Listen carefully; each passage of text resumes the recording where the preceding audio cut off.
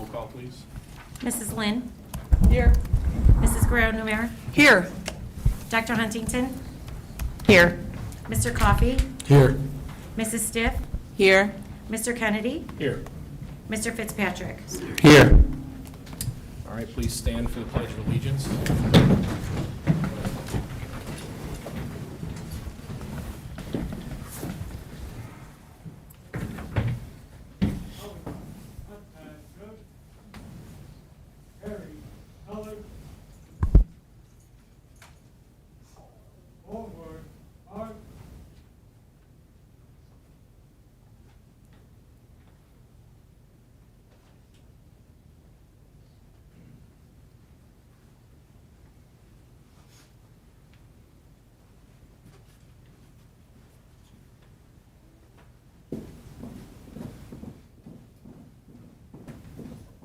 Color guard, halt. Right, face. Post.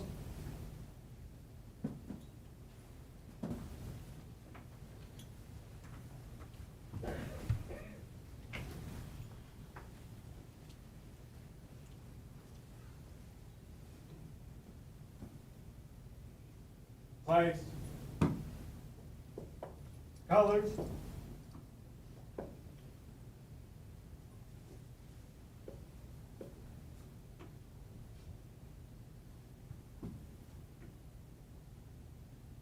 Face that. Arm.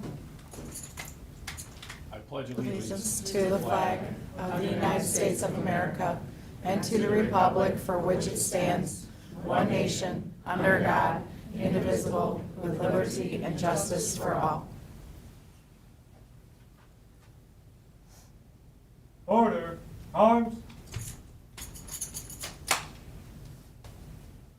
Read cover.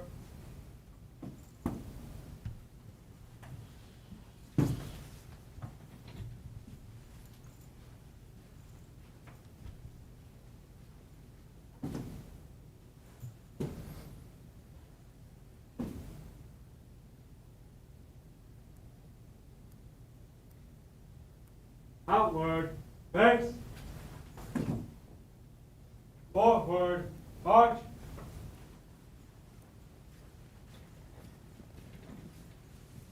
You may be seated. As always, huge thanks to our JROTC and a huge thanks to Major Jaco. This is his last board meeting with us as he is about to retire. So I would ask everyone in the audience to turn to Major Jaco and please give him a round of applause for his service.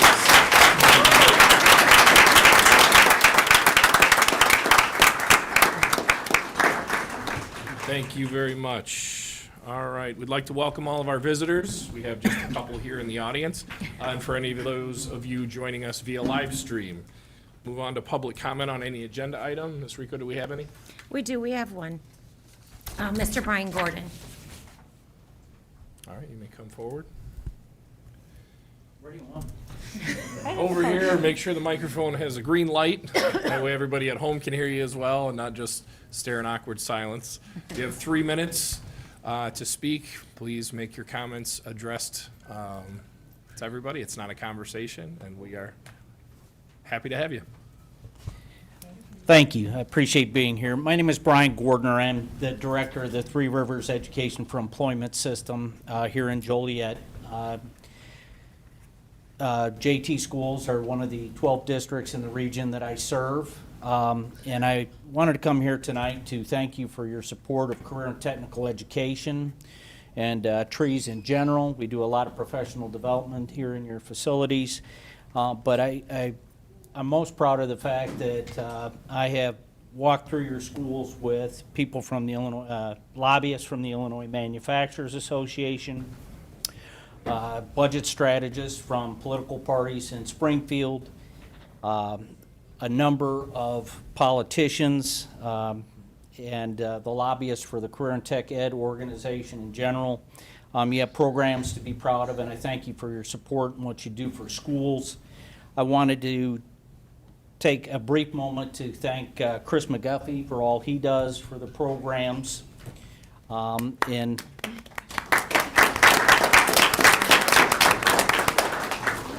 You all have been willing to embrace innovative programs that I've been trying to bring to the region for a long time, most recently the CEO program, which I had the opportunity and pleasure of mentoring young people and attending some of those meetings.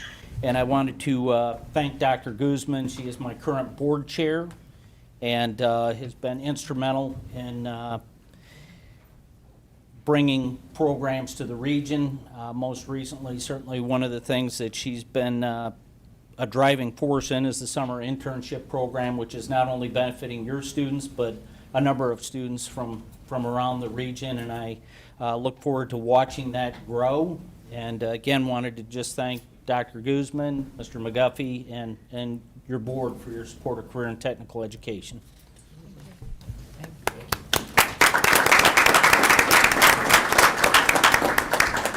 Thank you for your comment. We'll now move on to the consent agenda. We have a motion to approve and/or amend. I make a motion to amend the consent agenda by removing the Hopewell bills from the check register. All right, take a second. Second. Roll call, please. Mrs. Stiff? Yes. Mr. Kennedy? Yes. Mr. Fitzpatrick? Yes. Mrs. Lynn? Yes. Mrs. Guerrero-Numer? Yes. Dr. Huntington? Yes. Mr. Coffey? Yes. Motion passes. Do we have a motion to approve the rest? So moved. Have a second. Second. Roll call, please. Mr. Coffey? Yes. Mrs. Stiff? Yes. Mr. Kennedy? Yes. Mr. Fitzpatrick? Yes. Mrs. Lynn? Yes. Mrs. Guerrero-Numer? Yes. Dr. Huntington? Abstain. Motion passes. Now for the moment you've all been waiting for, under recognition and awards. I'll turn that over to our building administration.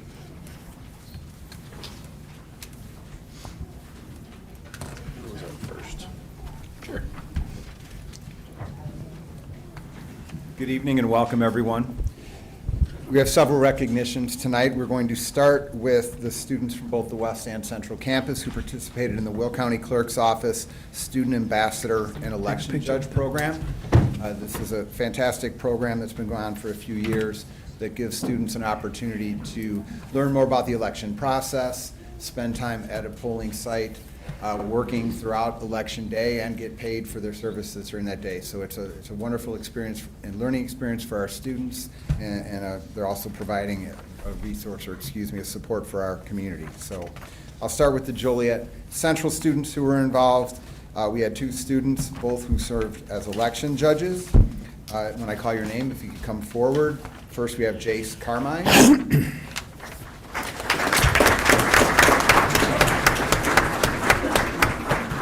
And then our second student, I know couldn't be here, he has a volleyball game tonight, but still want to recognize him, that's Brody Walsh.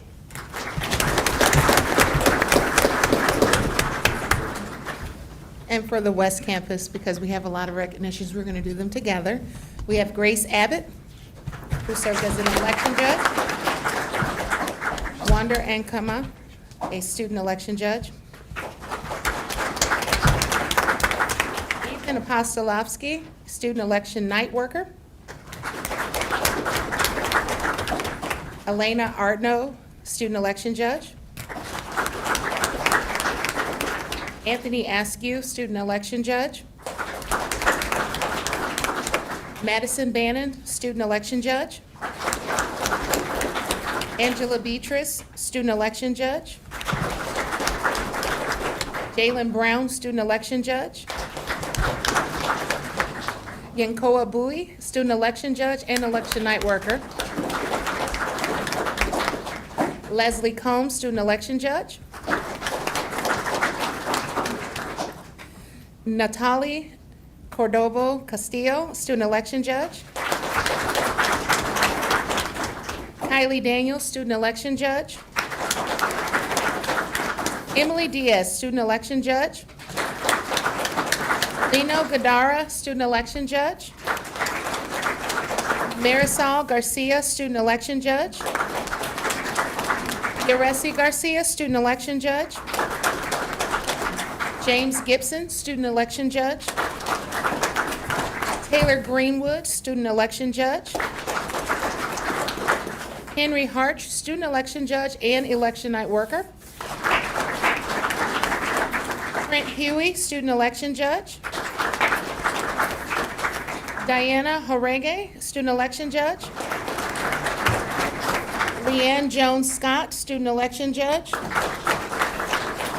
Kara Konichi, Student Election Judge. Ava Lorendi, Student Election Judge. Christian Letts, Student Election Judge. Rebecca Lopez, Student Election Judge. Sariana Mateo, Student Election Judge.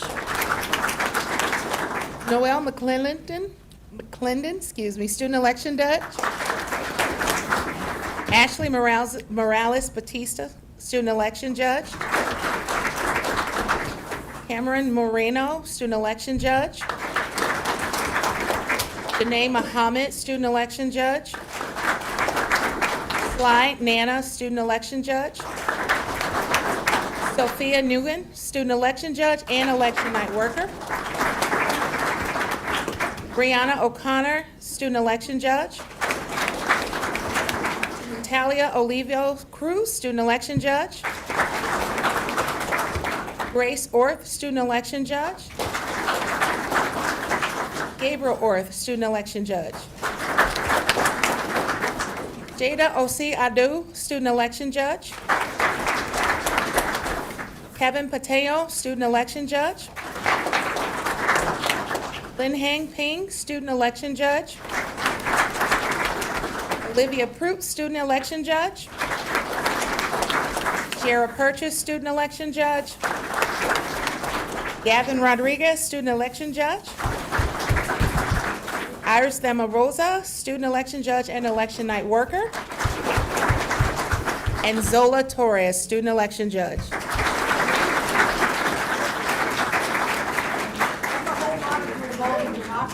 Yeah. We will distribute their certificates during the break. Angela, when they do CTE, you want to go do CTE?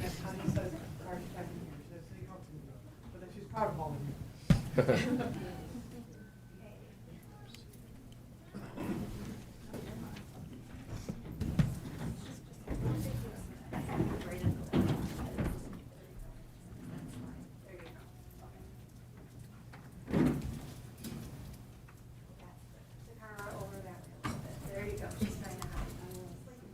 Ready? 1, 2, 3. And the blue just over a little bit.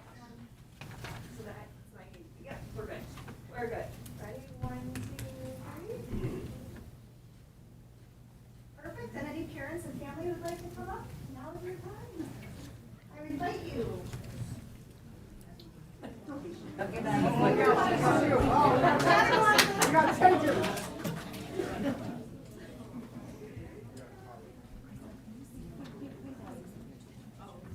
need them, because otherwise I can't see this. He's gonna see, okay. That's what I'm not wearing them, then I'm like.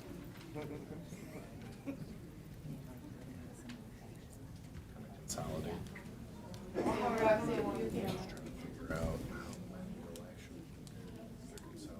Which is good.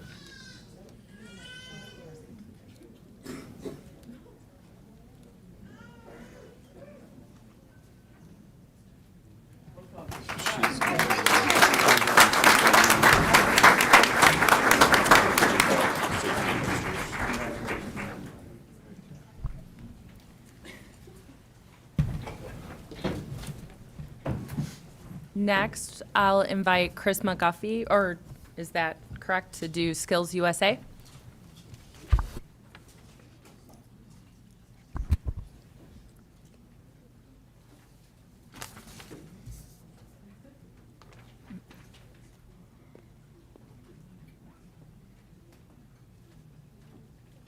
Welcome. I'm actually going to call somebody else up front. One of our Skills USA sponsor, or several of our Skills USA sponsors, to come up and do recognition for our students. So if Mr. Dale West and Miss Ryan Hager wouldn't mind coming forward. I'm sorry, Ben Durling and Ryan Hager wouldn't mind coming forward.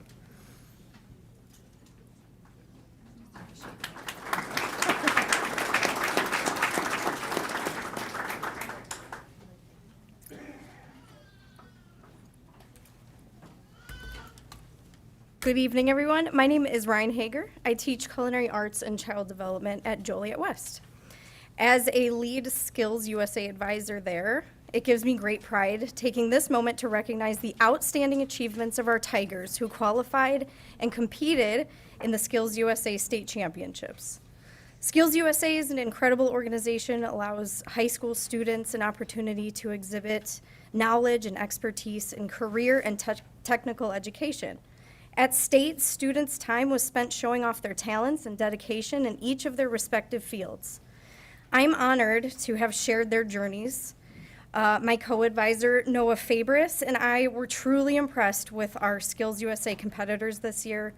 I hope they each feel intense pride in themselves and their accomplishments, and also recognize the immense pride their hard work brings their families, their educators, their school, and their community. Okay, these students are freshman Ryan Miller in technical drafting. They're all here. Junior, you can come on up. Junior Jordan Shell, also technical drafting. Junior Karina Murillo Ibarra, fashion design. Sorry, Karina. Junior Grace Orth, medical assisting. And Junior Callaway Walsh for prepared speech. Callaway took home gold in her event and will move on to nationals next month.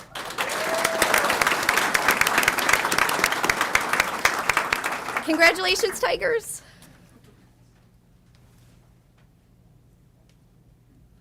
And Mr. Noah Fabris.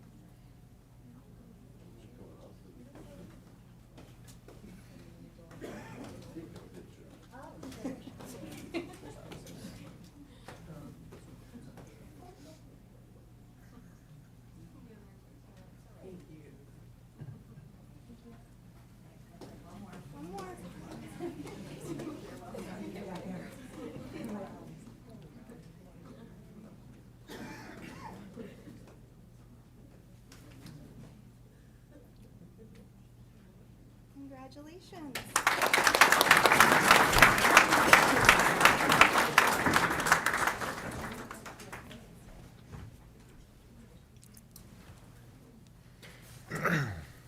Good evening, everybody. My name is Ben Derling, and I am the lead advisor for Joliet Central Skills USA chapter. I just want to say a couple brief words about our competitors before listing off those who were able to compete this year. Those who compete in this event with Skills USA are recognized by our industry employers as being some of the most elite students in their fields.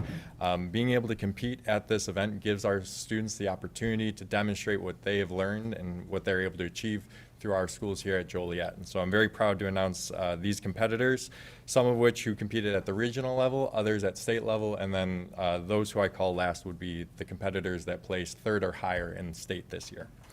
If you wouldn't mind holding applause until the end, I have quite a few names to read off, and we'll give them all applause right there at the end.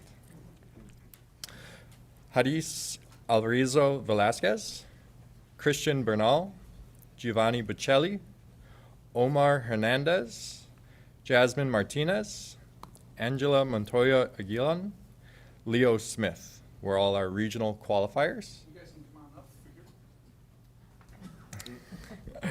Our state qualifiers would be Elizabeth Arriaga, Finn Bernard, Ivan Castro, Liliana Chaparro, Myron Diaz Rios, Nathaniel Gabriel, Giovanni Gonzalez, Sofia Hoyos, Adan Martinez, Riley Moon, Ellen Munoz, Brandon Perez, Camden Randy, Romeo Rojas, Isabella Sandoval, Alex Valencia, and Mitchell Whitlock.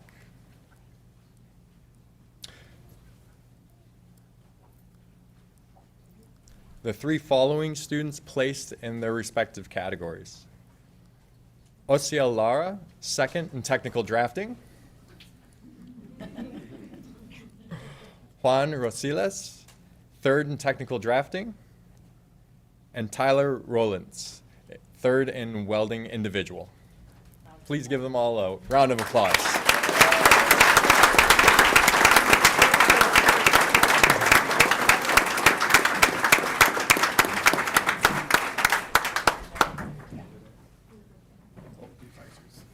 And I'll invite the other advisors up as well, Dale West and Miss Jessica Christine Gunya.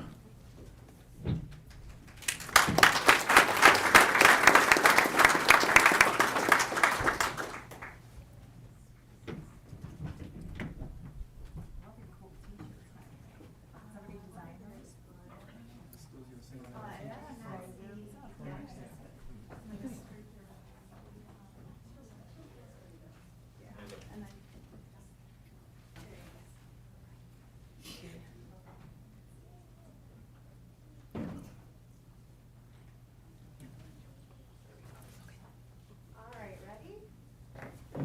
1, 2, 3. There you go, 1, 2, 3. And then any family or friends who'd like to come up, you are welcome as well.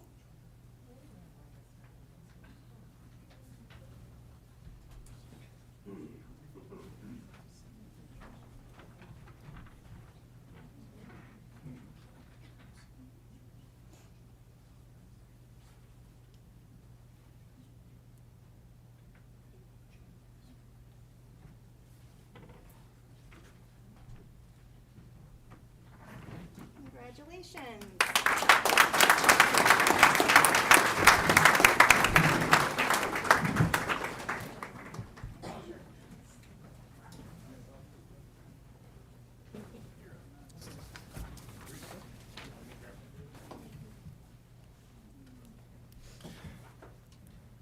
We have a little bit more recognition to go as Mr. Dale West heads back to grab his list. Would like to recognize our students who participated in the IDEA drafting, the Illinois Design and Educator Association competition this school year. I know he had a lot of students that placed really well. So Dale West will come on up and read those names.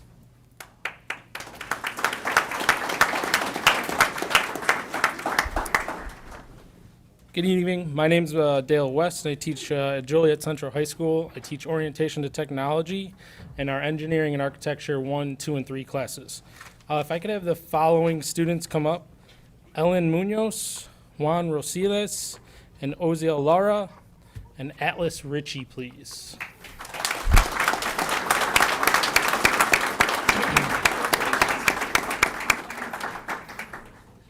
So Chris McGuffey told me to prepare a 10-minute speech, so I'll try and shorten it down a little bit. Students from Joliet Central competed in the 48th Annual Illinois Design Educators Association Drafting and Design Regional Competition at Joliet Junior College on March 7th. Students competed in various divisions such as Intro to CAD, 3D CAD modeling, assembly modeling, 2D machine CAD, 3D machine CAD. They are given an industry-related problem and have 2 hours to develop a solution. Their solutions are then judged by local volunteer industry judges. The students who competed displayed a strong work ethic, dedication as they completed many practice problems in morning during freshman hour, during their advisory and lunch, and during our after-school Friday open labs. I would like to congratulate Ellen Munoz, who placed third in 3D CAD modeling, Juan Rosiles, who placed third in 2D machine CAD, Oziel Lara, who placed second in 3D machine CAD and advanced to the state competition, and Atlas Ritchie, who placed first in Intro to CAD and advanced to the state competition. The state competition was held at ISU on April 12th, and Oziel Lara and Atlas Ritchie drove up with me at 5:30 on a Saturday to compete against the best of the best in the state. They both did a great job, and I'd like to congratulate Oziel Lara on placing second in 3D machine CAD. OZL has displayed a passion for the engineering industry, and has even started to apply his 3D CAD skills to design a 3D print of a carbon fiber part for a local manufacturing company. He is also our STEM Club Vice President and has been an essential leader and promoter for other interested students. As a junior, I look forward to seeing OZL what he will do with his skills during his senior year in my Engineering and Architecture 3 class. These competitions have become eagerly anticipated events and provide an excellent opportunity for students to explore the vibrant academic offerings at various colleges, learn about potential future career paths, experience the college campuses firsthand, and showcase the industry skills they have gained in class. I'm very proud of how my students represented the Joliet Central Steelmen.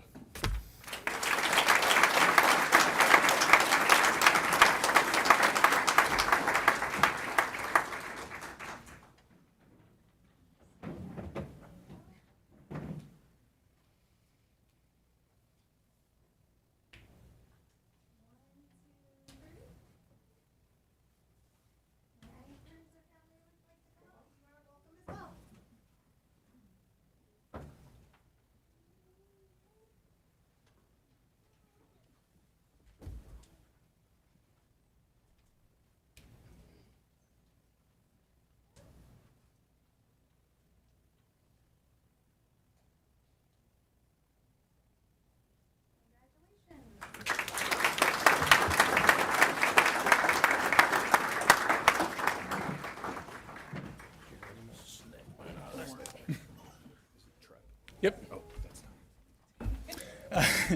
And we'll keep this going. So we have one last recognition that I'd like to do through Career and Technical Education. Each school year, the Three Rivers Manufacturing Association, a partnership of several manufacturers within the area, and their extension, the Three Rivers Educational Partnership, puts on a competition for all students within the region to participate. And what's nice about this particular manufacturing or this safety poster contest is it allows all students at a high level or at a very basic level or entry level to participate with career industry experts to demonstrate their understanding of safety awareness in the workplace. The expectations of the students are broad enough that students can demonstrate this and create a poster in a variety of different medias. So whether that's hand-drawn, computer-generated, etc. And students are able to demonstrate safety and what it means to them and their career field. So I'd like to read several names from both Joliet Central and Joliet West. These students not only participated, but were actually chosen as winners. And I believe there's even some prizes and awards from TREP, including some monetary awards, and some of them even have a printed poster. These posters will actually be posted throughout several manufacturers within the region as well, too. So pretty nice recognition. So the following students, again, if you wouldn't mind holding your applause till the end, as there is a little bit of a list, and we'll congratulate them all, Joliet Central and Joliet West, at the same time. First place, our actual honorary winner, Maya Ellis, if you wouldn't mind coming forward. Javion Davis, Molly Nelson, and Emily Mejia. Caitlin Aguilar, also a grand prize winner. Lilia Barbosa, Coral Fleming, Sean Hogan, Paulina Diaz, David Giambali, Perella Hermoso, Sofia Sotelo, Sophie Talarico, Samantha Tamoy, Dana Zamudia, Chloe Martin, Catherine Moreno, Isabella Ratrina, Erica Diaz, Ava Harvatin, Makia Carter, Javier Cruz, Stephanie Sabalos, Jacob Forsyth, Imani Herring, Jasmine Murillo, Lizbeth Garcia Romagni, getting tongue-tied, Caitlin Jardin, and Gabrielle Sanchez. I'd also like to recognize the staff who have helped participate in these and bring this project to their students. Ms. Bree Blackman, Mr. Donovan Smith, and Mr. Waz Arain. Please come forward.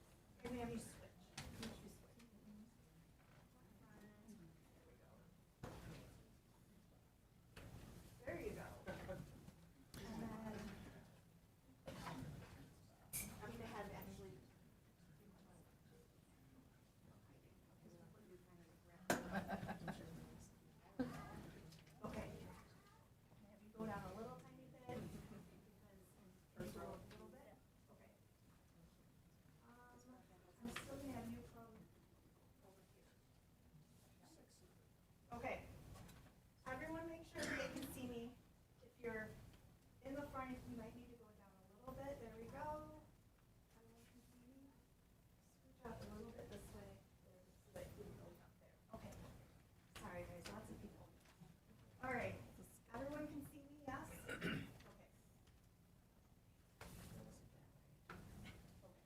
Ready? 1, 2, 3. And I invite parents and family to come as well. Get out of the way. And don't forget, we'll distribute certificates and prizes and all that during the break. So I think there's some money in some of these, so don't leave without that. Smile at money. Yeah.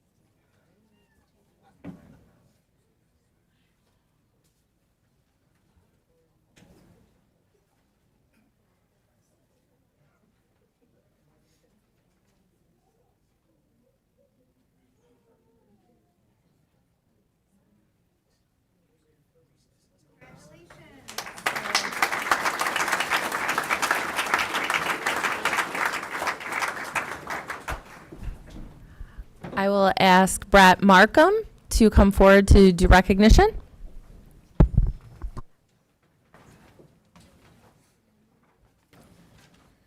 All right, good evening, everyone. So I'm here today as serving as the activities director for Joliet West. Another great year in activities at both Joliet West and Joliet Central. You may or may not be aware, but in addition to all the hard work that our journalism students do with the yearbook, Tiger Tales, TNN, all of those things that they do, it's also an IHSA competitive activity. We were fortunate this year to have 10 categories qualify for state. And we're here tonight to celebrate one student who finished first place in the state for advertising. Actually, the second year that this student has qualified and placed at state. So quite an excellent opportunity for the student. So we're going to recognize Eli Pearson, who finished first place, journalism advertising for IHSA. And Eli's sponsor is Jen Galoy from our journalism program. So let's give Eli a round of applause.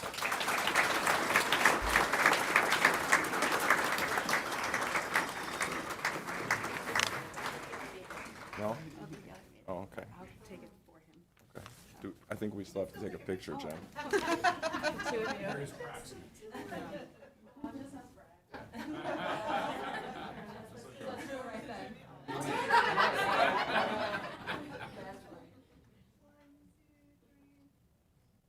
Thank you.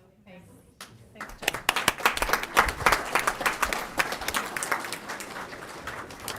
I'll ask Pat O'Neill to come forward to do recognition.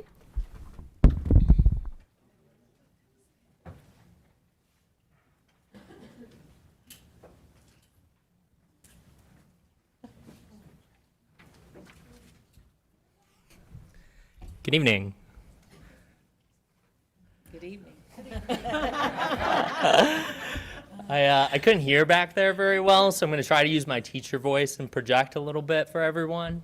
On behalf of Joliet Township High School District 204, I would like to formally recognize and express our sincere appreciation for John Hall and the Workforce Services Division of Will County for their outstanding support and collaboration throughout the 24-25 school year.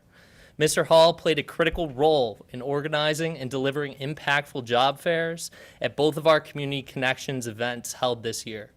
These events provided invaluable career exploration opportunities for students and families and significantly contributed to our mission of preparing all students for post-secondary success. His leadership, commitment to community partnership, and dedication to serving the community of Joliet reflect the highest standards of public service. We are grateful for the Workforce Services Division's continued partnership and commend John Hall for his unwavering support of our district's goals. His efforts have strengthened the bridge between education and employment, and we look forward to continuing this vital collaboration in the years ahead. Please join me in publicly honoring Mr. John Hall and the Workforce Services Division of Will County for their service to our students and families.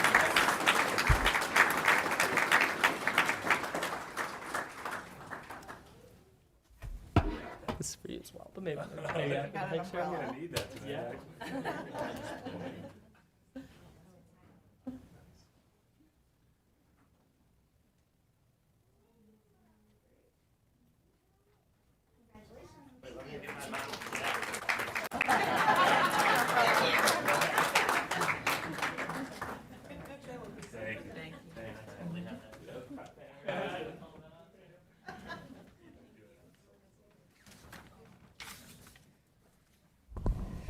All right, thank you. Our last recognition of the evening, we launched the JTHS Student Advisory Committee this school year. I'd like to ask our additional sponsors of this committee to come forward.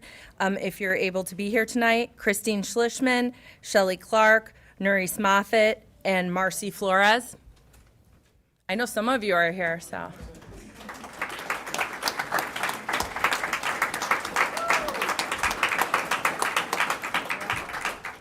This committee was part of Strategy 1 of the strategic plan, and we believe that our first year was a huge success.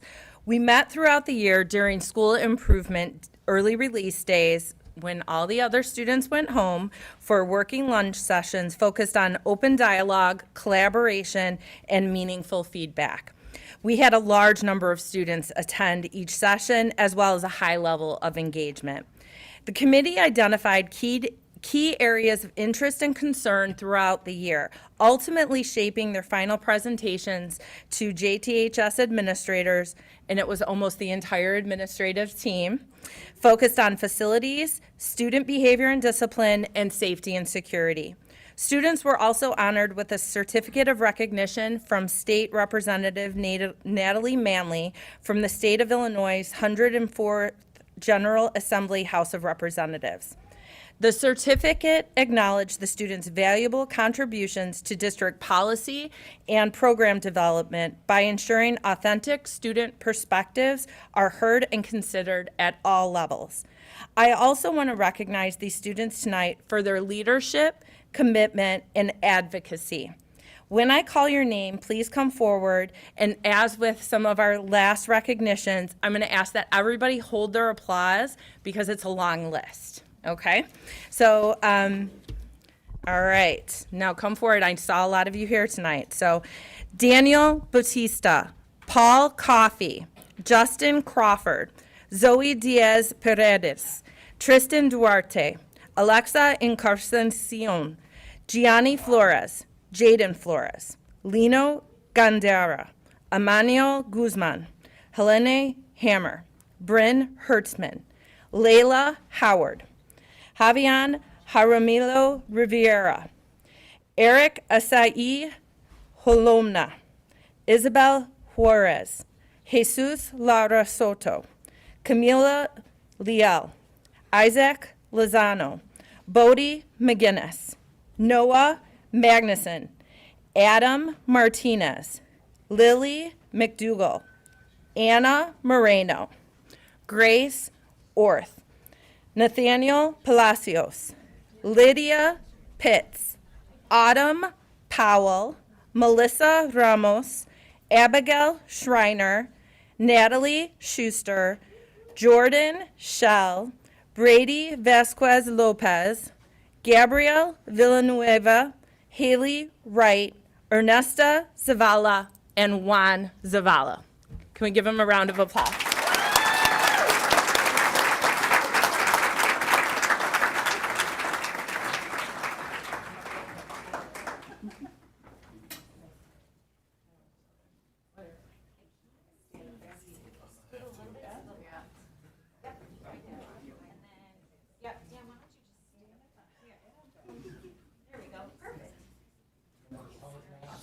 All right, on the count of three, 1, 2, 3.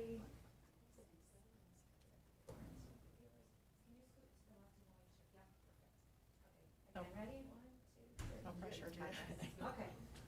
Ready?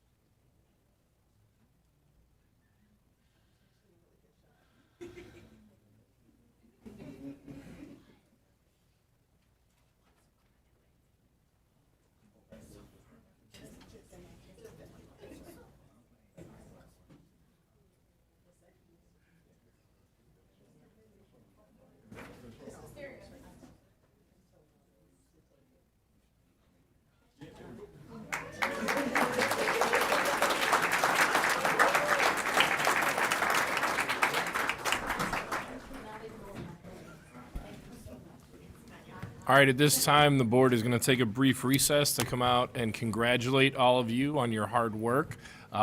This is the best part of the meeting. Please see your sponsors for your certificate unless you were here for an election judge. Now, recognition, I have your certificates up If you're a here. central student who was not part of the student advisory, I have them up here. Direct traffic.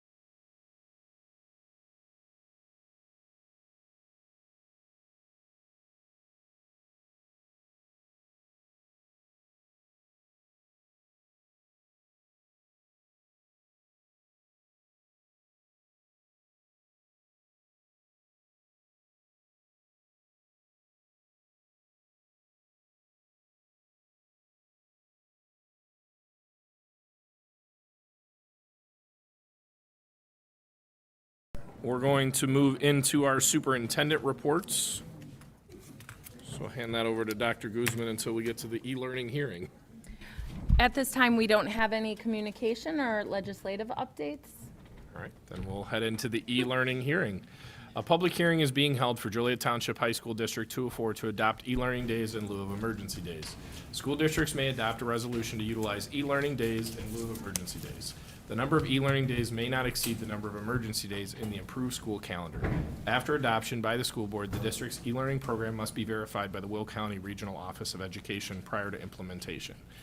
The hearing for the Joliet Township High School 204 to adopt e-learning days in lieu of emergency days is now open for public comment. Entertain a motion to open this meeting. So moved. Second. Perfect. Roll call, please. Mrs. Lynn? Yes. Mrs. Guerrero-Numer? Yes. Dr. Huntington? Yes. Mr. Coffey? Yes. Mrs. Stiff? Yes. Mr. Kennedy? Yes. Mr. Fitzpatrick? Yes. The hearing is now open. If anyone has public comment, please address them now. Anybody? Bueller? Nobody? All right. Is there a motion to close this public hearing? So moved. Second. Roll call, please. Mr. Fitzpatrick? Yes. Mrs. Lynn? Yes. Mrs. Guerrero-Numer? Yes. Dr. Huntington? Yes. Mr. Coffey? Yes. Mrs. Stiff? Yes. Mr. Kennedy? Yes, the hearing is now closed, and we'll move on to the strategic plan progress update. Let Dr. Guzman and her team.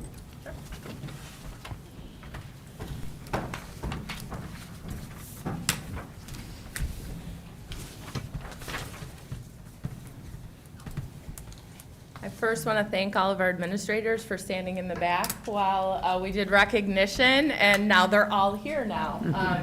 So this, we love to do the recognition at the end of the year, but this is also the time of year when we look back at the progress that was made on our strategic plan. And I think you're going to find that there's a lot to celebrate while we still have a lot of work to do. And so we're going to have each of the action plan leaders come up. They may not all speak, but they will share the progress for their action plan. Also, we make recommendations to the board about what stays in progress, what is considered operationalized, and then also what we're recommending for adoption going into the 25-26 school year.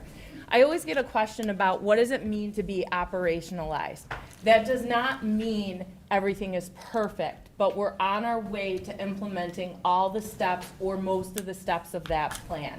Most of the action plans that we're recommending for as operationalized have been in progress for 2 years.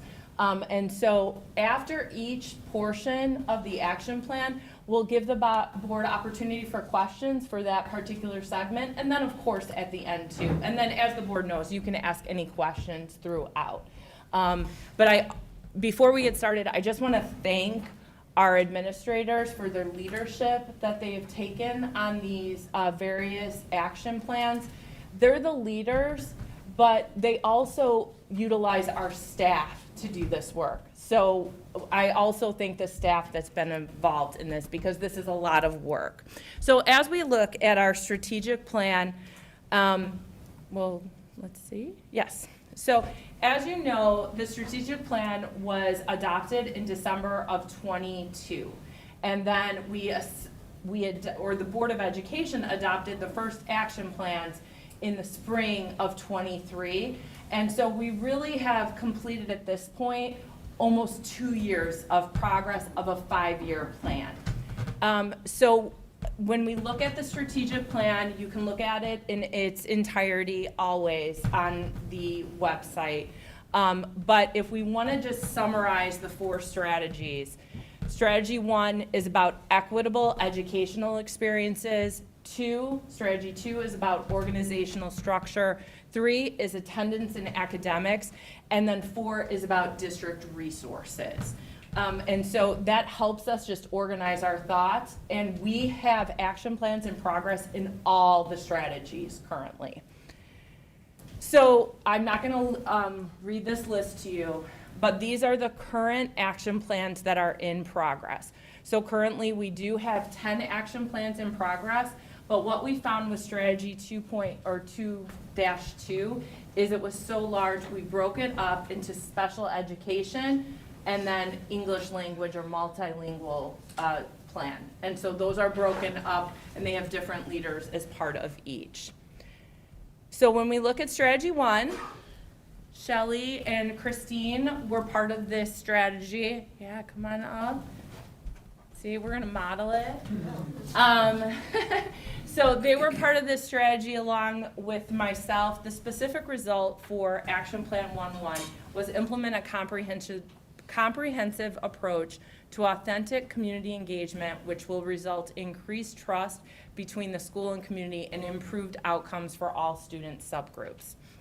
So when we're looking at the highlights, and again, not going to read this entire plan to you, but we have the action steps summarized there. So action step 1, increase engagement opportunities.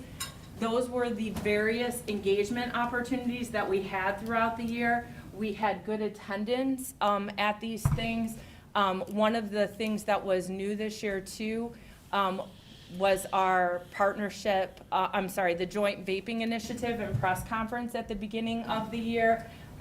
We did see this year that some of those numbers were headed in the right direction. We still have, again, more work to do. But action step 2, implement student advisory committee, which you just saw recognized this evening that we will, and we have many of those students who are not seniors coming back next year. The goal of that committee was to be diverse, so all grade levels were represented as well as both schools. Action step 3, improve intentional engagement opportunities. I think to highlight the 2 community expos that were implemented. We had great attendance at our second one. We tweaked some things from our first one, and thank you to all the individuals that worked on that, but the second one was mass engagement. So we're looking to implement that again this year, 1 at each campus. And then again, you have all the various things listed that we're happy to answer questions about. When we go to action step 4, increase support and communication with families. You're aware of the state of the district. We have increased over the last couple of years the number of engagement liaisons. So we still have our bilingual engagement liaisons, but we also have engagement liaisons that are focused on our non-Spanish speaking families as well. And then action step 5, increase and expand activities for students and families which honor diverse cultures. We have many events that are many of you were at our Carne celebration most recently. I was able to go to our Black History Month activity, the assembly at Joliet Central. That was fantastic and done in partnership with our community partners. And then action step 6, facility usage with community partners, and then again, the hosting of our expos. So those are just some of the examples. As far as next steps, we will continue to work on enhancing engagement for all of our events. Also, one of the things we started this year was our interfaith committee, focused on our pastors. We have a meeting set up for June where we're going to talk about specific things we want to work on together going into next year, and tentatively a July meeting if necessary too. And then continue with that group. They were very excited to partner with us. It was really great couple first meetings that we had. And then continued implementation of the Student Advisory Committee. And then also a plan for next year is lunch and campus tours for elected officials and community leaders. Because as we were going to different events, we really found that not everybody has the information or the accurate information about our schools. And though they may have gone to one of our schools, our schools have upgraded facilities and things like that that we want to make sure everybody's aware of. So that is something new we plan to do during the 25-26 school year. And then also, the board has already approved, but the implementation of that ALAP push-in program in partnership with the ROE that will focus on 32 students at each school for their success. So we're very excited to implement that next year. Based on our progress and what we continue to do, we do recommend to operationalize this for the next school year. Are there any questions about this particular action plan? All right, then I will turn it over to 1.4. I'll probably stay up here.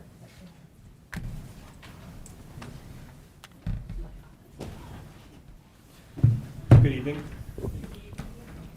We're excited to present the Progress on Action Plan 1.4.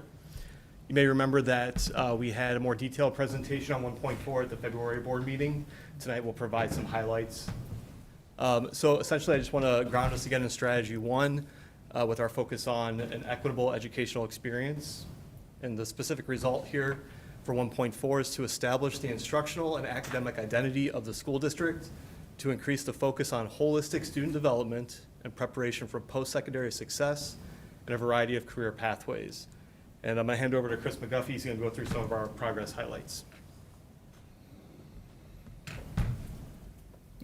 Thank you. So expansion is in the works, right, through our curriculum and everything that we're doing with our students and their personalized plan. As Dr. Guzman mentioned, right, the work is not done, but as of this moment in time, this snapshot, you can see some of the highlights that we've talked about previously.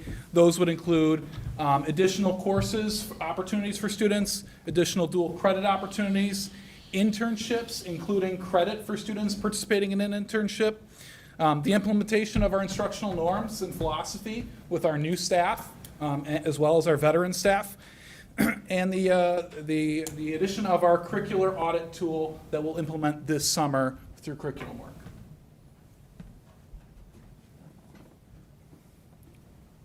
And then some next steps that we have, we're always looking to add additional early college credit opportunities for students and our additional classes in the work from Chris and his team. Like Chris mentioned, we are going to be using that curricular audit tool starting this summer in our core areas that are working on their curriculum. And then, as you know, we started with our instructional philosophy. We implemented our instructional norms this school year. We're about ready and finished with our instructional playbook, which really identifies some key instructional strategies that we really want to hang our hat on, and we'll spend SIP days next school year training all teachers, or most teachers, on the AVID school-wide approach with using the Wicker strategies, our instructional playbook, kind of like bringing it all together, because the last part of that action step is training teachers. So we feel like we have a really solid plan in those areas, and for those reasons, we're recommending this action plan to be operationalized. And we're glad to answer any questions. We'll hand it over to 1.5.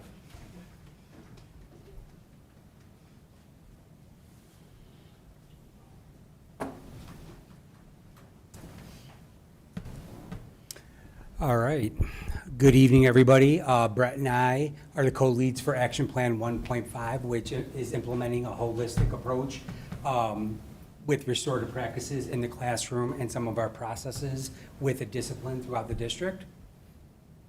Some of the highlights from this school year, we did have during SIP days, we had tracks for teachers that were training them on restorative practices. About 150 teachers throughout the district were trained throughout the SIP days, and hopefully that will continue over the summer for the teachers we didn't get, and those that cannot come in the summer, we will try to get them in during certain points of next school year. As far as action step 3, we are going to continue, or we have continued our microaggression reporting with online reporting for staff and students for that matter, but more so staff if they have any concerns that they feel need to be addressed in the district. With action step 6, the district parent-teacher advisory committee, we met numerous times throughout the fall where we get input from numerous stakeholders, ideally, parents, students, et cetera. Sometimes the students are not able to attend because of a variety of factors, but that is why going into the student advisory committee, Mr. Markham and I were invited by Dr. Guzman, Ms. Schlishman, and Mr. Moffitt to come over to district and get input from the students moving into implementing more restorative practices throughout the district. And then just some of our next steps. There's really a couple of the biggest things that we're going to look at. Number one, we're going to partner with Jeff and Sean to make sure that we're continuing that professional development for our teachers.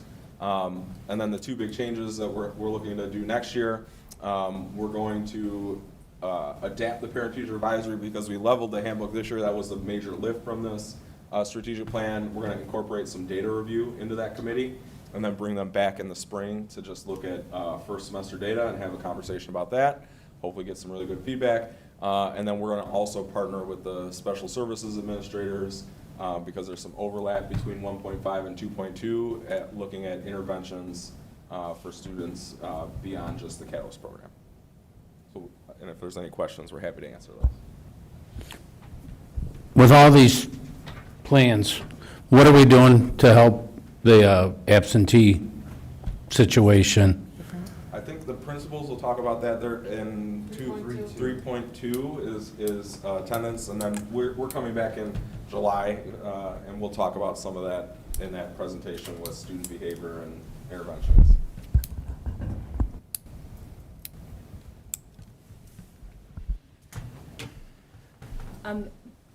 That particular action plan, we are recommending that stay in progress based on a couple of the steps that were discussed. So that one, we're recommending stays in progress for the 2025-26 school year. Action Plan 2.1, I'm the owner of that one. It's to implement an administrative structure that fosters collaboration, focuses on student success, and ensures all programs are equitably supported. So again, not reading all this to you because the board has approved these things along the way and has allowed us to implement these things over the last couple years.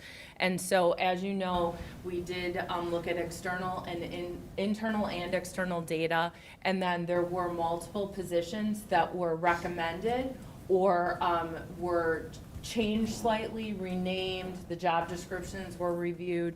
And so going into next year, we have added, and the board has already approved, Assistant Director of Athletics and Activities for each campus.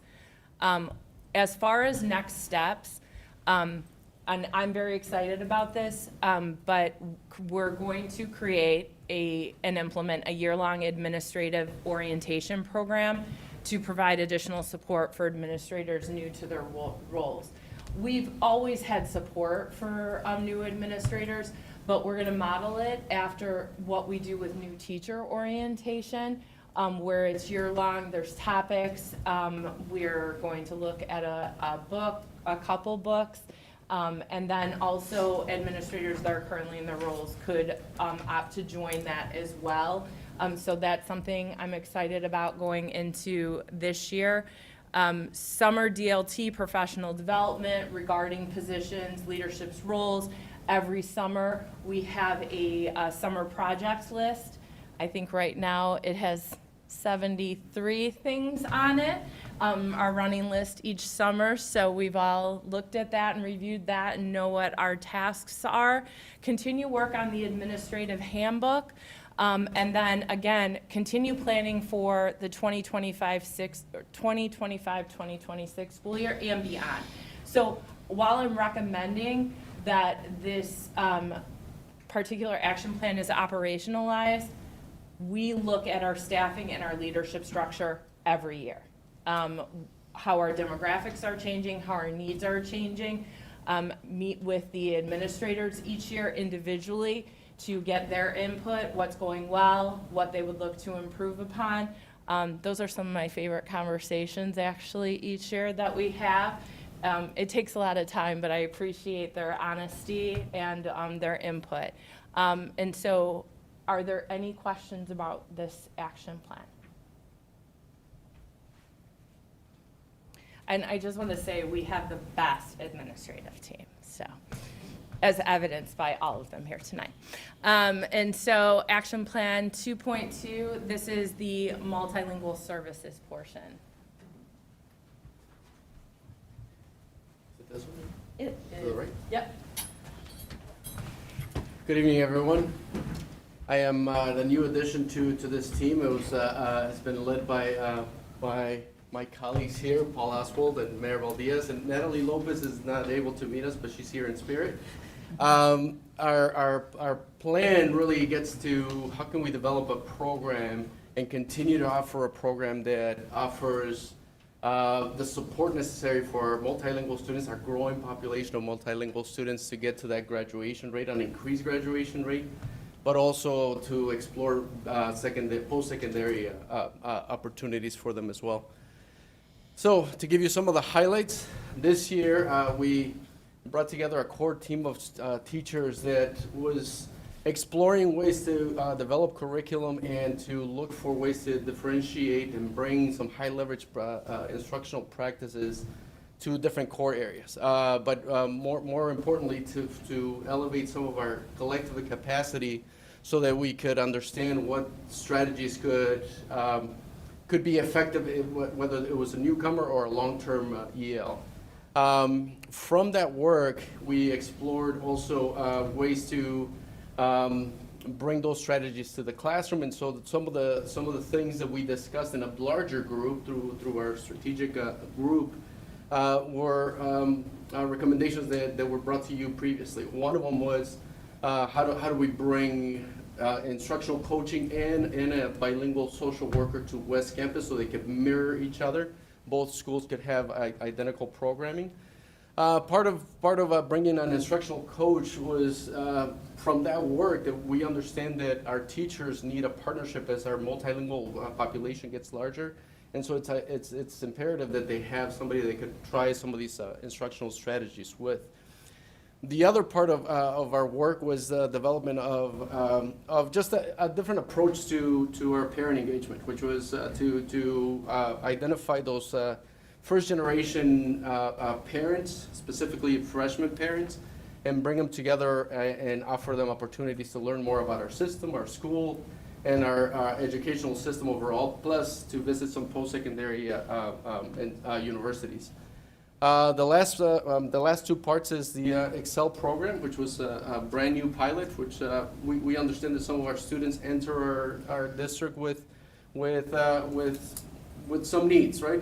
They need a credit recovery, and so we explored 60 licenses, and we were pretty successful at getting close to 50 courses completed over the year. The last is the connection of CTE to literacy. We do understand as a group that embedding and contextualizing language learning and all the content areas into post-secondary focus is important. So we are currently connecting our literacy course to the orientation to human and public services. So what are next steps?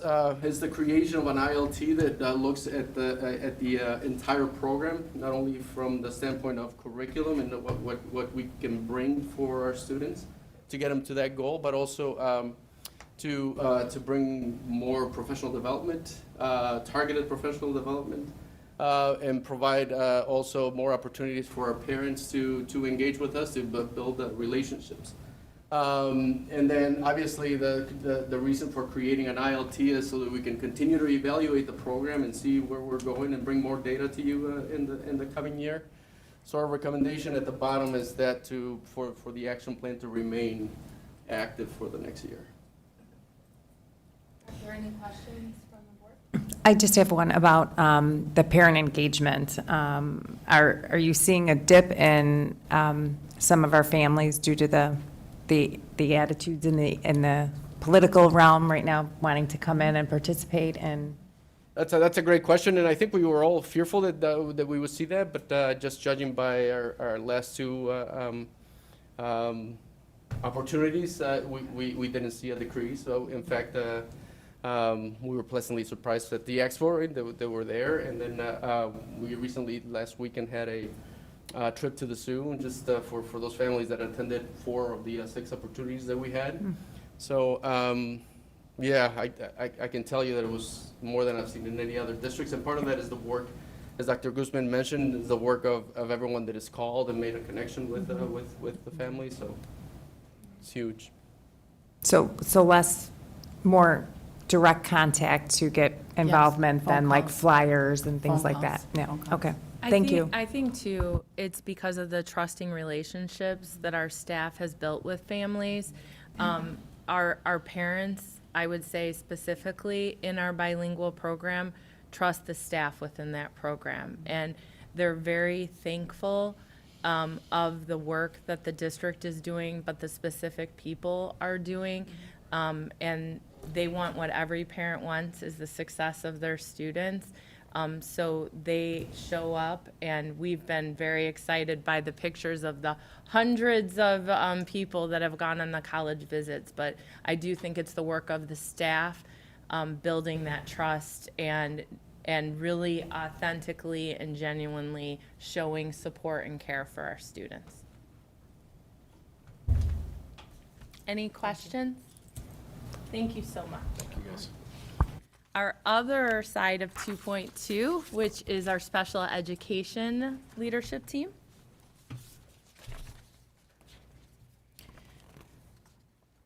Hi, everybody. We also presented to the school board in February on our action plan. We have the same specific results as the ELL, multilingual services, my apologies.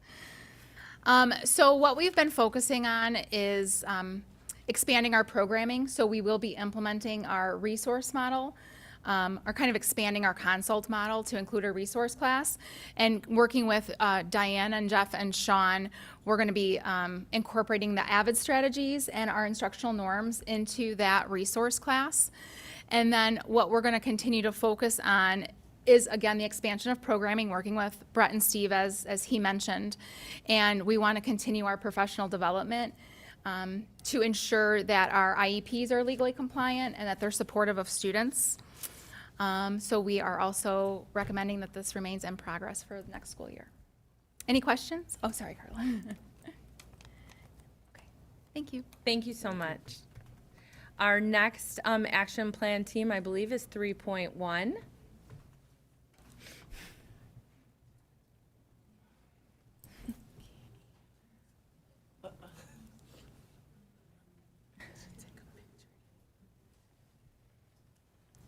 Good evening, everybody. Hi. So this evening, as part of 3.1, I think my team's a little angry with me because I am transitioning over, but as I do want to point out, Gabrielle Garrett is committed to being here as she transitions to make sure our motivation, or as we're motivated to keep our momentum up in our action plan. So our action plan is a holistic approach to make sure that our students are developing personalized post-secondary plans.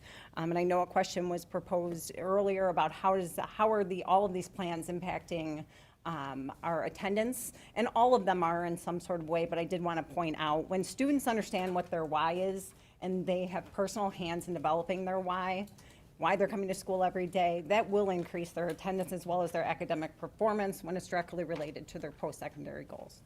So, some highlights that I want, and I won't read it all to you, just like everybody else hasn't been, is that as part of our big thing that we wanted to, our goals, is to have both of our campuses fully staffed, but also for it to be bilingual. So in both of our campuses, we're proud to be able to welcome families and students pretty seamlessly. Like, we don't have to go find a translator. It's a welcoming environment, as we were just speaking about. It's not something that we're seeing obstacles, so we're proud of that.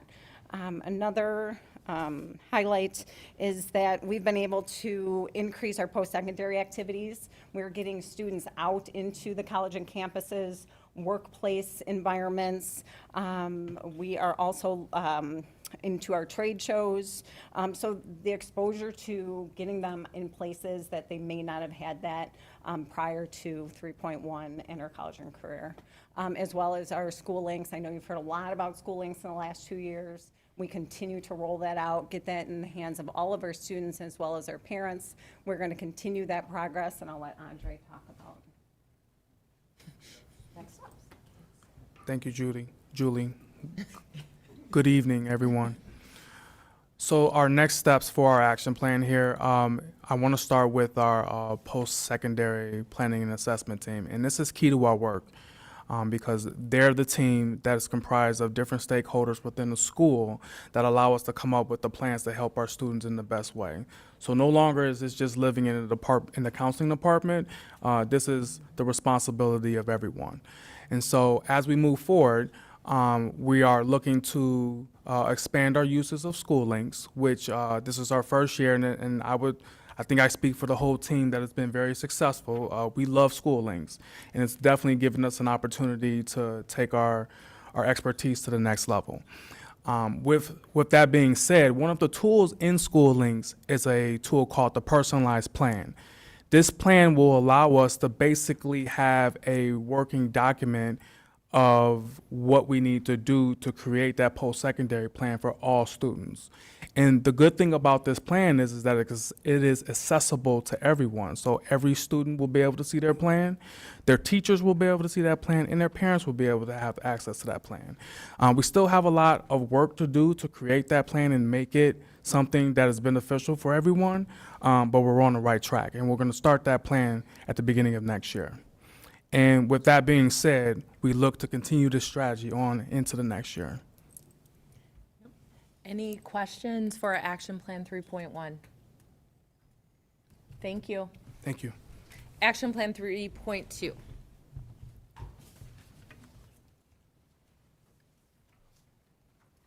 Good evening again. Strategy 3.2 is a part of course, Strategy 3, which focuses on a holistic approach to supporting students through engagement, targeted supports, and flexible learning opportunities. Strategy Action Plan 3.2 specifically deals with attendance with a specific result of 90% or higher attendance rate for all students. We gave a presentation in January's at January's board meeting, and that's hyperlinked for you to reference, so we won't go over in detail all of the points, but this year we focused on 3 specific areas, continuing our professional development for that warm, welcoming environment for students to come into. But one of the things that we really focused on was our messaging. First, we delineated who's responsible for responding to attendance, positive or negative, and then how are we communicating these student status with families. So we brought in some new methods of monthly truancy reports, making sure that our daily attendance announcements to parents are very plain, ensuring that they understand that the state's truancy rate is completely different than what is deemed an unexcused or excused absence, and that was a point of learning for many of our families. So we gave an update of where our attendance rate was as of the first semester, which we saw a decrease between comparing first semester of last year and first semester of this year. At the conclusion of the school year next Friday, we will look at our data again, and we're going to include that data in our discipline presentation. So as far as next steps, we also shared these when we did the presentation in January, but continued implementation of the JTHS strategic plan. And the reason we see that as a next step is because, as Ms. Edelman mentioned, just like students having a why brings them to school, and you've heard me say this before, I think, when we've talked about attendance, everything impacts attendance. If we do everything in this plan well, that's going to impact attendance. If we adjust the school day, if we have a safe environment, if we have an inviting, we haven't gotten to strategy 5 yet, but our facilities being beautiful and kids wanting to be there, Attendance, everything impacts attendance. And so that's why we believe as we continue to see success in implementing every plan, we hope to also see success with attendance. That being said, we do have targeted things we're doing specifically for attendance that we mentioned in January, and Takara already mentioned here.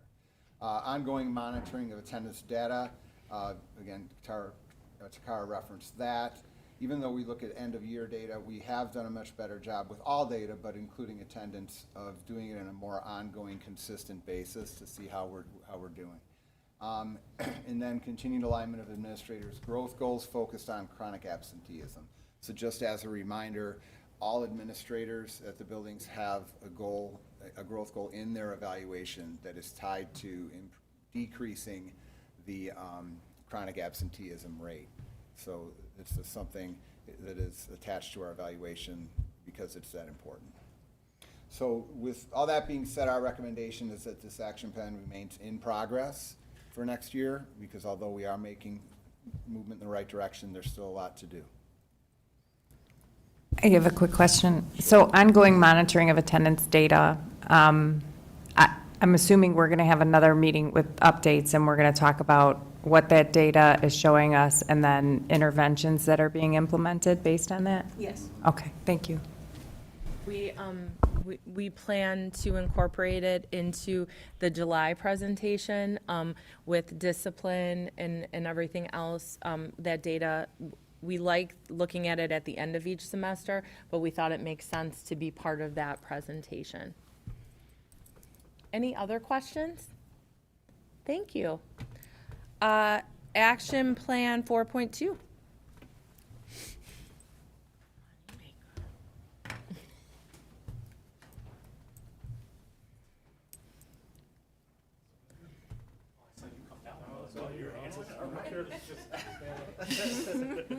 Okay. He's just coming down for support. Wow, I thought he was going to take the wheel. Good evening, everybody. Evening. I probably should do this even though my voice booms. So Action Plan 4.2 is, owners are Dr. Hampton, myself, along with Matt and Brian Shaw. And this strategy basically covers handling the district's resources to be able to update the facilities, improve the collaborative spaces, create safe and secure environments, so on and so forth. Again, we talked about this when we had the State of the District address. So many of these things that are bullet pointed here, obviously we talked about previously, but these are things that have been implemented as we've been moving forward. The access control readers and replacements are completed. With the build-outs that we're doing in the buildings, we'll have to be adding more of those in as we go, but again, this is fluid. The setup to the access control list for the students is already completed, as well as the installation of the Evolve system. The Hall Pass system has been implemented this year, is working, and as of a meeting today, there is a look to purchase some more of those for other BLT members, so on and so forth, to implement those into the building. Digital temp IDs are also in progress, as well as the other items in this list. For us, moving forward, is to continue to build out our door contacts. Again, some of that will do with the buildings that are, as they're being built up. We're going to add door contacts into the newer facilities as they're going forward. Adding Blue Point. So we're going to be looking to add Blue Point in next week. They will be out to do some of the area. We're adding in Blue Point pull stations for both law enforcement and medical into our beautiful new culinary arts areas. So those will be going in. And then for the rest of it, we're looking to continue to push the standard response protocols that we implemented this year further into our classrooms, and then also engaging our community partners like our law enforcement community and updating them on standard response protocols as well as the Blue Point system. Any questions? We are recommending that this action plan be operationalized. We look at safety and security daily. And monthly and annually, but we have systems and structures in place where we feel like we're in a really good place. And moving forward, we'll just to continue to ensure that we're in a good place. And we'll have our annual safety report each year that continues to come to the board. Are there any additional questions? The scanners, if the hall monitor scans the student, does it tell them where the student came from, or?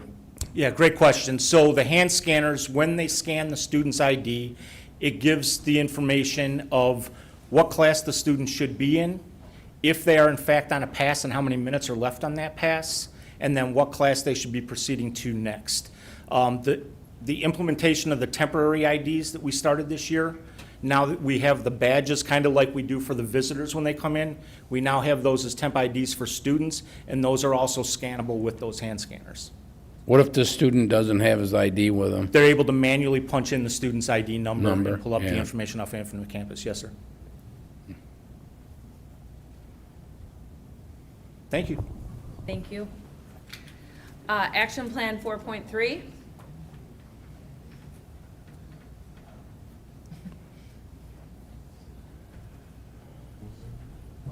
Okay, so Action Plan 4.3 is about our school day structure and looking at possible modifications to that.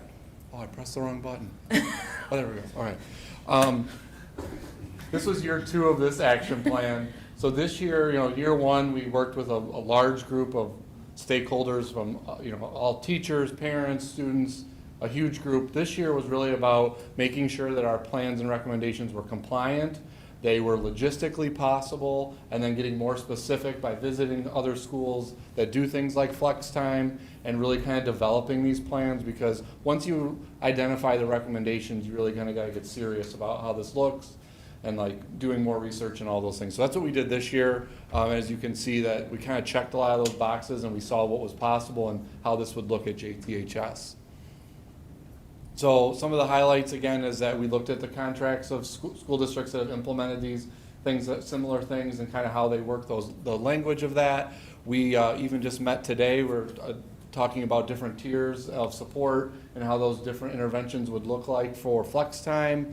And then Matt and Tino attended professional development along with Eric Nunez about how responsive scheduling would look through Infinite Campus. All that's like possible through our current systems. It was just them being able to learn it and then how we'd apply it in our setting. So those things are all working and moving along well. So our next steps will continuing to identify more specific plans for our new school day, including our intervention, enrichment, and scheduling how that flex time will look, that 35-minute period each day in the middle of the school day, and then really work through the contracts and how that'll work and how that'll look for our different bargaining units. And this will be recommended, obviously, to stay in progress. This is a large plan.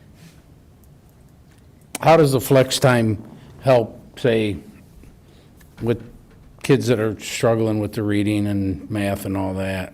Yeah, so the idea is that we would do it in like 6-week chunks. So we'd be able to look at data through our different programs, and we'd say, like, like you said, let's say a student isn't doing well in English, or maybe our universal screener kind of they popped that they need some additional help with their reading. We could assign them to a 6-week, for example, potentially flex time period where they'd be working with an English teacher or a reading teacher, and we'd be able to apply different interventions. Like we have IXL, for example. We might just more focus in on the actual English assignments to make sure they're successful in class. It's always a balance of skill building, but also experiencing success in passing their classes.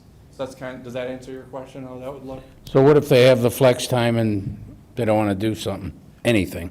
Yeah, so all students would be assigned a Free flex time. time. Yeah, it would not be free time. Some school districts do have like a flex time where they're like, hey, if you're cool, like you can go to the cafeteria and read a book. Like that actually does exist in Illinois in some schools. That would not be what we would recommend. This would be a structured, scheduled time through Infinite Campus. Students would have somewhere to go every day. It's rostered, attendance is taken through Infinite Campus. It all populates, it works. Engagement and motivation is always something we're going to work with on students. So the point of this is we're going to sell it to them is like, this is what you need. This is in time, on time, and like we want to make you successful, and that kind of will be our sell as we're implementing it. Is there a time that you're looking to build into the weekly schedule to allow for collaboration for teachers specifically thinking about, it does take time to figure out what kids need what interventions. And if we're not providing that time to teachers, you're not going to have success with those kind of applying those interventions as needed. One thing we're really lucky to have at JT is the release time for our MTSS teachers, 1 period a day, and those teams have about 4 members at each grade level. That'd be a group that we can leverage to identify students to put in these areas. We're still identifying that, we're still fine tuning that process, because you're right, like that 6-week enrollment, probably about 5 6-week chunks throughout the school year. We're gonna have to figure out a really good process to refine and enroll students, because you're right, that can't, we have 3,000 kids at each. Right, I was going to say, it's a lot to ask for 5 people that might not have direct instructional time with those individual students to determine what the best interventions would be. We've also had some success with the learning labs that we have in place, which some of this would be modeled after. And so we have found success that the board has seen with those students and how we've been able to support them. So we already have teachers that are doing that. We work with them in the summer, and we've continued. But we have seen success with that. It wouldn't be perfect. But then also, as part of this plan, there is a secondary part for time for teachers on a weekly basis. But we knew when we're recommending this, we don't think we could do both at the same time. We would do the first portion recommendation and then the second portion of it, and probably look to stagger it within 2 years. And then grow out. Part of, and again, correct me if I'm wrong, but part of what the team learned from the site visits is try not to do everything that you can possibly think of that first year. Like, what are the things that we can do and we can do well, and then we can expand upon it and improve each year. So the capacity, and we talked about also that this is not something we would be looking to implement for the 26-27 school year. We would have to go through this with our bargaining units. If we can come to agreement, which we're hopeful about, then the planning would take place as soon as we come to that agreement, and we would look to implement during the 27-28 school year, because we want to be very thoughtful and we want this to succeed. So conversely to Tom's question, what is the plan for flex time for our highest performing students so that they don't become bored and we can challenge them? Yeah, enrichment's just as important as some of the supports we have. So when we visit the other high schools that have done this well, they talk about providing those opportunities for students and identifying the areas that they need. Something that comes to mind, we're just finishing up AP testing, for example. They could have additional time with their AP teacher and prepare for the test, for example. But then we can also offer a variety of enrichment opportunities for our students that don't meet any of the criteria for needing additional support. The flex time is for all students, so when we come up with those tiered interventions and supports and enrichments, we have to take into account all students. So when we think about our incoming freshmen, the accelerated students, they would be cohorted potentially together, and they would be receiving support from their honors teachers, because navigating an honors class could be a little different than, say, a college prep class. So as we're working on it, actually, again, like Jeff mentioned, we started adding those levels of tracks, as we would want to call it, or flex time sessions. So what all students should get, what some students should get based on their needs, and then on tier 3 then is really those targeted. But things that come to mind too is when you think about juniors and seniors, we should be talking about the college application, the college essay. So things that sometimes don't always sit in a class, but students need support in, that would be how we would use flex time with all our students. We're excited about it. It's a heavy lift, and it involves all, like Dr. Guzman said, all bargaining units. But we have a network now that we've met with other schools, and we're leveraging them to, and they're sharing what worked, what didn't work. So we're learning from other schools as well. Any other questions? Thank you. Action Plan 4.4.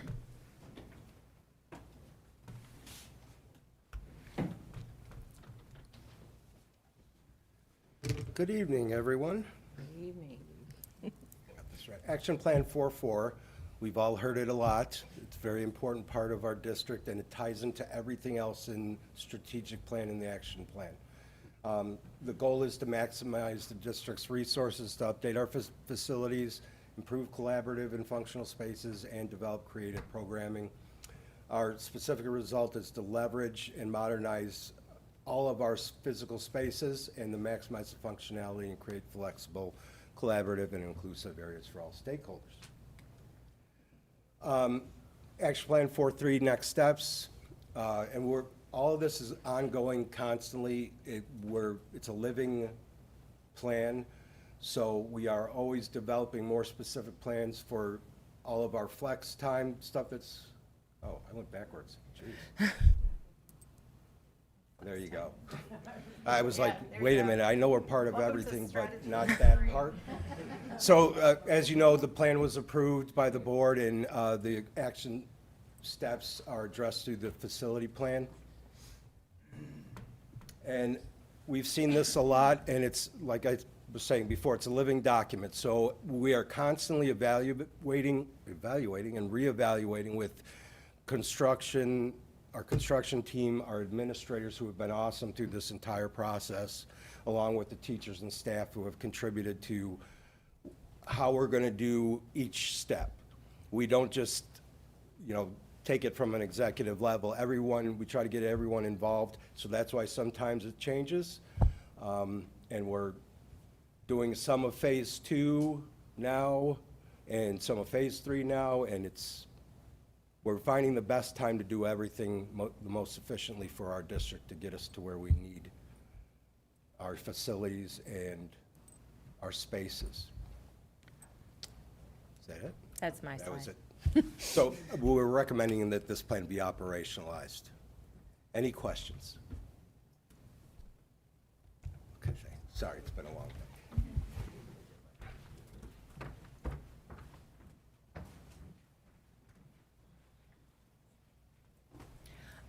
So first of all, again, if we could just give a round of applause to our action team leader.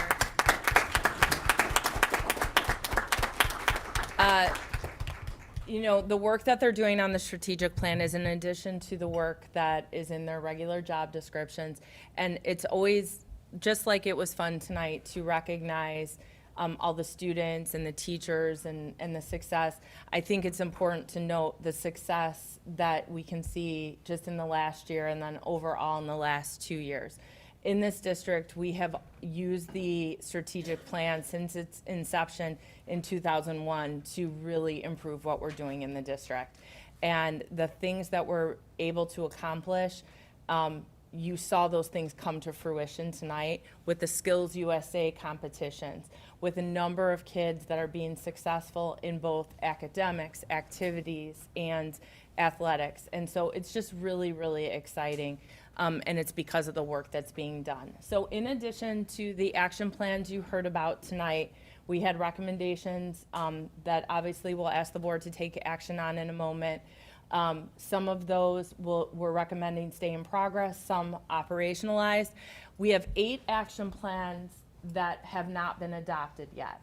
We are recommending that these 4 are adopted going into next year. This is done. I also want to thank the team with providing input. When we're considering what we can take on, we think about what we're already doing and what we have the capacity to do. Because you can't adopt something and have the same person on 3 different action plans. So the reason that we think that these are the next ones to adopt is because these are the things that are going to lead us to those long-term goals.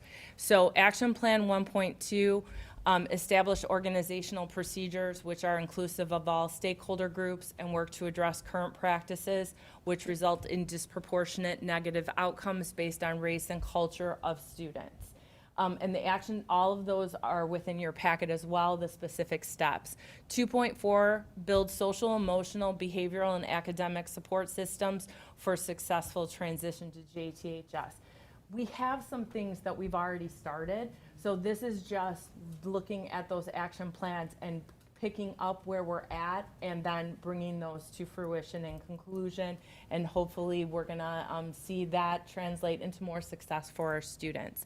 Action Plan 3.4, this is about grading practices. We have some work that we've done with grading practices that's already been implemented, but this is now what do we look for in the future. And then lastly, 4.1, expand programming to address the ever-changing needs and interests of our students and staff.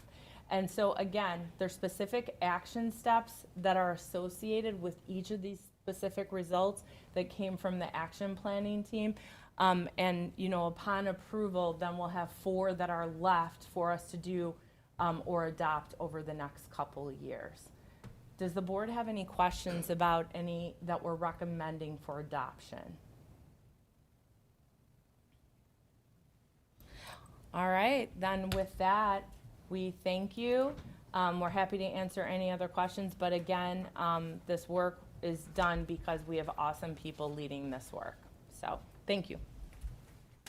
And thank you. Absolutely. Thank you guys very much for the presentation. Your work is greatly, greatly appreciated. And we know that it's going to the students, so that's the most important thing. So we'll move into action items at this time, and we will look for a motion to approve the strategic plan progress update and action plan adoption. So if we could get a motion. So moved. Second. Is there any discussion? Roll call, please. Mrs. Stiff? Yes. Mr. Kennedy? Yes. Mr. Fitzpatrick? Yes. Mrs. Lynn? Yes. Mrs. Guerrero-Numer? Yes. Dr. Huntington? Yes. Mr. Coffey? Yes. Motion passes. On action item B, approval of e-learning plan for 2026 through 2028. Do we have a motion to approve? So moved. Second. Any discussion? Roll call, please. Mr. Coffey? Yes. Mrs. Stiff? Yes. Mr. Kennedy? Yes. Mr. Fitzpatrick? Yes. Mrs. Lynn? Yes. Mrs. Guerrero-Numer? Yes. Dr. Huntington? Yes. Motion passes. On to action item C, agreement with Joliet Township High School and Relay Hub LLC. Do we have a motion to approve? So moved. Second. Second. Second, sorry. That's okay. Do we have any discussion? This is Medicaid biller, right? Yeah. Roll call, please. Dr. Huntington? Yes. Mr. Coffey? Yes. Mrs. Stiff? Yes. Mr. Kennedy? Yes. Mr. Fitzpatrick? Yes. Mrs. Lynn? Yes. Mrs. Guerrero-Numer? Yes. On to action item D, personnel reports. Can we get a motion to approve 1 So- through 15? So moved. Second. All right, roll call, please. Mrs. Guerrero-Numer? Yes. Dr. Huntington? Yes. Mr. Coffey? Yes. Mrs. Stiff? Yes. Mr. Kennedy? Yes. Mr. Fitzpatrick? Yes. Mrs. Lynn? Yes.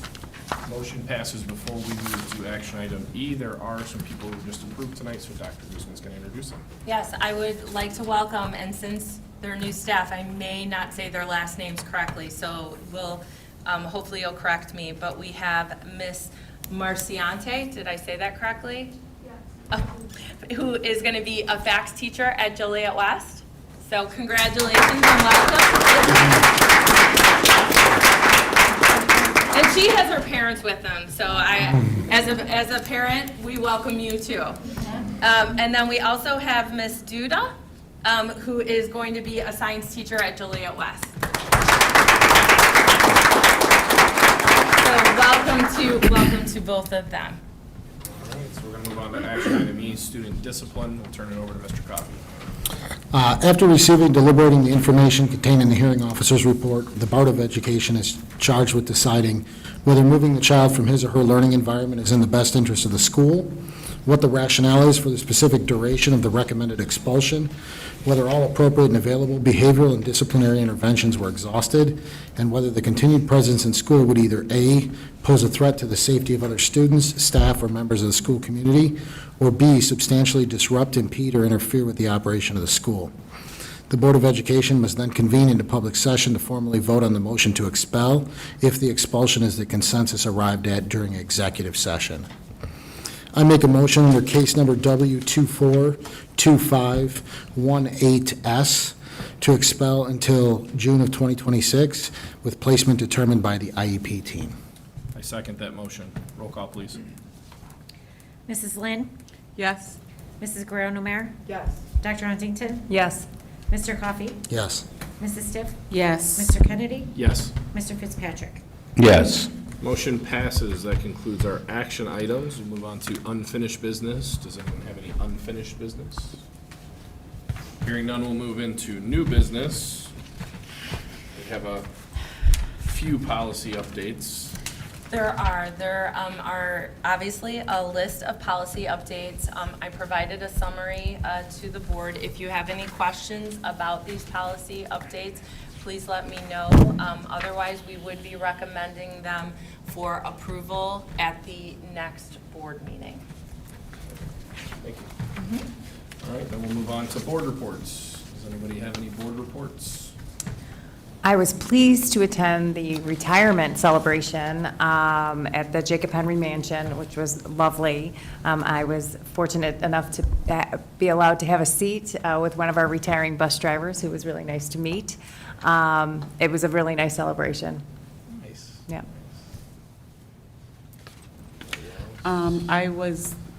We got an email asking us to read some of the English honors To Kill a Mockingbird essays, and that is my favorite book, and I've read it multiple times because I love it so much. So it was pro con to be able to read the book in schools. So it was this is why we're here, is to educate students and to move them forward, and it was cool to read the essays and, see what's actually going on in the classroom. I just want to give a shout out to all the staff and apparently board members as well that got to go to the proms. You guys had way too much fun. I want to go to Central's prom next year. I saw people that that lived in other states sharing posts about our prom. I was like, wow. Yeah, and apparently it was supposed to end, they were supposed to call their parents around 9:30, but they got home closer to 11 or something like that because they were having so much fun. Even a live band showed up. It was just really cool. And then I thought it was really cool to be down in Springfield for Latino Advocacy Day, and Joliet Township High School got a shout out in front of about 1,000 other community leaders throughout the state of Illinois. That's just always nice to hear. So, yeah, keep it up. Anybody else? I went to West Senior Awards. I know we've got a couple parents of some West kids that got some pretty awesome awards. That was really, really cool to be a part of. I was just shocked as they're naming all the different things that these kids are doing, that they're exiting the stage and still talking about all the things that they're doing. That's how many awards that the kids were getting, which was pretty impressive. As Lorraine talked about, I did attend Central's prom. My wife was working and told me that we were, I was going to show up, be there for about 15 minutes. I ended up staying for about 2 hours because it was such a cool event. I did not see Mr. Hallahan dance, unfortunately. He did not bust out the moves. But no, they had a band. They had 2 different DJs. And the venue was just phenomenal. It was so beautiful. So big thanks to Rancho Los Guzman. They put on a great show. I was actually fortunate enough to meet the owner, and you wouldn't have guessed that he was the owner because he's just in there, sleeves rolled up, helping and working. So just really, really awesome people, and glad that they were part of that. I managed to make it to Avid Thrift Store over at Joliet Central. Fortunately, my wife let me know that this was going on, and that was because we had a bunch of bags all of a sudden getting filled in my house. And I was told to take out my clothes and put them in this bag. And when I managed to make it down there, I found even more of my clothes on the table that I didn't put in the bag. But it went to a good cause, so I was happy with that. Mr. Maurice was able to reach out to me. He let me know that they raised $1,879.76 for Positive Impact and Casa of River Valley. I think probably the coolest part about this is that the students managed all aspects of the project, from researching and choosing their organizations, advertising for clothing, the donations, sorting, organizing, et cetera. And so I was very, excited to be a part of that, and I know that Nicholas Zorn was also involved. Hold on, I have an email from him. I don't want to. And Susan Montano was also involved. So thank you to them. They put on a great event.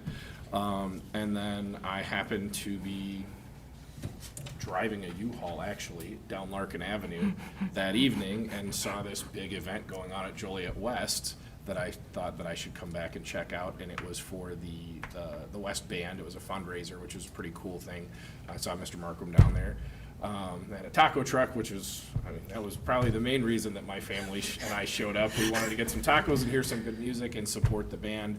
And they had a $10 fee to get in if you had a cool car. I don't have that cool of a car, but I might do it anyways next year just to give $10 to the band because I think it's a good cause. So it was really, really awesome event. They had the band out there playing in the parking lot. Everybody brought chairs. It was a really cool community event, so I was very happy to be part of it. Oh, and also did the To Kill a Mockingbird thing. That was really awesome. I mean, the writing ability of our students, they're freshmen. I'm like, this is really good stuff. So, anybody else have anything? Do we have any other announcements, public comments? And I would entertain a motion to adjourn. So moved. Second. We'll do it by unanimous consent. Hearing no dissent, meeting's adjourned.